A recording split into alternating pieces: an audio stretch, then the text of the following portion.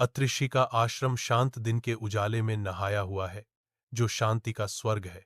अत्रि, ऋषि और अनुसूया माता अपनी कुटिया में रहते हैं, शांति का प्रतीक।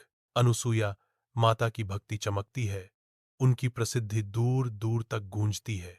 एकांतवास पवित्रता से सांस लेता है, उनके आध्यात्मिक जीवन का एक प्रमाण। अत्रिश के आश्रम में 3 आकृतियां आती हैं, विनम्र ऋषियों के रूप में ढकी हुई, उनका दिव्य उद्देश्य छिपा हुआ।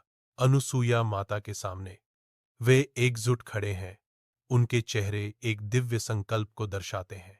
हम भोजन चाहते हैं, वे एक साथ कहते हैं, लेकिन केवल तभी जब यह हमारी वर्तमान प्राकृतिक अवस्था में दिया जाए। अनुसूया माता की आंखें चौड़ी हो जाती हैं, अपने विनम्र अतिथियों के भीतर दिव्य चिंगारी को पहचानते हुए।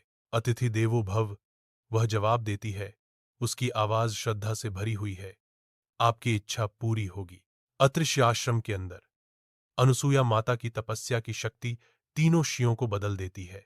देवगण अब बालक शांत आश्रम के बीच खिलखिलाते और आनंदित होते हैं। अनुसूया माता उन पर नर रखती हैं, उनकी आंखें ममता से भरी हैं। कोमल देखभाल के साथ अनुसूया माता प्यार से दिव्य बच्चों को खाना खिलाती हैं। अत्रि के शांत आश्रम में एक दिव्य प्रकाश फूटता है, जो शक्तिशाली त्रिमूर्ति के आगमन का संकेत देता है। ब्रह्मा, विष्णु और महेश्वर अपनी दीप्तिमान रूपों में प्रकट होते हैं, जो पवित्र आश्रम को प्रकाशित करते हैं। उनकी संयुक्त चमक हर कोने को आशीर्वाद देती है, अंतरिक्ष को अलौकिक चमक से भर देती है। त्रिदेव शक्ति से गूंजती आवाजों में अनुसूया को संबोधित करते हैं। माता अनुसूया, वरदान मांगो। अनुसूया दिव्य प्रकाश में स्नान करके विनम्रता से उत्तर देती है, उसकी आंखें शुद्ध भक्ति को दर्शाती हैं। मैं चाहता हूं कि तुम सब मेरे पुत्रों के रूप में जन्म लो, अनुसूया घोषणा करती हैं। उनकी हार्दिक इच्छा आश्रम को भर देती है। छोटे दत्तात्रेय जंगल की गहराई में भटकते हैं, विशाल पेड़ों की पृष्ठभूमि में एक छोटी सी आकृति। जंगल उसके चारों ओर जागता है, चहचहाहट और सरसराहट की इसकी सिम्फनी प्राचीन ज्ञान का एक कोरस है। घने आवरण से धूप छनकर आती है, जिससे धब्बेदार छायाएं बनती हैं जो जंगल के फर्श पर रहस्यों की तरह नृत्य करती हैं। वह एक जीवंत पक्षी को उड़ान में देखता है, जिसके पंख पन्ना पत्तियों के खिलाफ रंग का धुंधलापन है। एक कोमल नदी जंगल के हृदय से गुजरते हुए अपनी प्राचीन कहानियों को फुसफुसाती है। दत्तात्रेय प्रकृति के साथ एकाकार हो जाते हैं, उनकी आत्मा जंगल की आत्मा के साथ सहज रूप से मिल जाती है। सुनहरी रोशनी में नहाया हुआ दत्तात्रेय का आश्रम शिष्यों के एकत्रित होने से शांत प्रत्याशा के साथ गूंजता है। शांत और बुद्धिमान दत्तात्रेय उत्सुक श्रोताओं को अपनी शिक्षा देना शुरू करते हैं।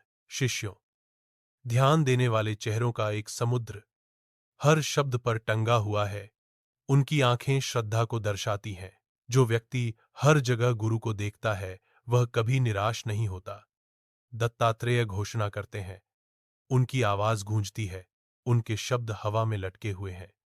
एक गहरा सच उन लोगों के दिलों में बस रहा है जो सुनते हैं। शिष्यों के दत्तात्रेय के अंतर्दृष्टि पर विचार करते ही आश्रम में शांति की भावना छा जाती है। सूर्य की किरणें पेड़ों से छनकर आती हैं। दत्तात्रेय ग्रामीणों के बीच खड़े हैं, उनकी शांत उपस्थिति उनकी बेचैनी के विपरीत है। वफादार कुत्ते उसके चारों ओर घूमते हैं, उनकी हिलती हुई पूंछें उनकी कोमल प्रकृति का मूक प्रमाण है। जबकि ग्रामीण देखते हैं। गांव वालों ने उत्सुकता और चिंता से पूछा, गुरुदेव, आप हमेशा कुत्तों के साथ क्यों यात्रा करते हैं? दत्तात्रेय की नजरें ज्ञान से नरम हो जाती हैं। ये कुत्ते मुझे विश्वास, वफादारी, साहस और संतोष सिखाते हैं। प्राचीन औदुंबर के नीचे दत्तात्रेय शांत ध्यान की मूर्ति है, जो ध्यान की गहराई में खोए हुए हैं। उसकी आंखें बंद हैं, उसका शरीर शांत है। आंतरिक शांति का एक प्रतीक बाहर की ओर विकीर्ण हो रहा है।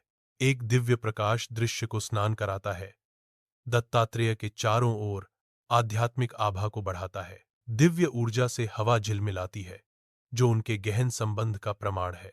दत्तात्रेय ध्यान करते हैं, धूप में नहाते हैं, आकाश के विशाल विस्तार में ज्ञान की तलाश करते हैं। एक दिव्य प्रकाश दत्तात्रेय को घेर लेता है, उनका रूप शुद्ध ऊर्जा में विलीन हो जाता है, क्योंकि वह सांसारिक क्षेत्र को पार कर जाते हैं। श्रद्धालु श्रद्धा से झुकते हैं, उनके चेहरे स्वर्ग की ओर मुड़े हुए हैं, क्योंकि गहन आशीर्वाद की भावना उतरती है। एक अलौकिक संबंध आकाश और वफादारों को एकजुट करता है, क्योंकि आशीर्वाद बरसते हैं, उनकी आत्माओं का पोषण करते हैं।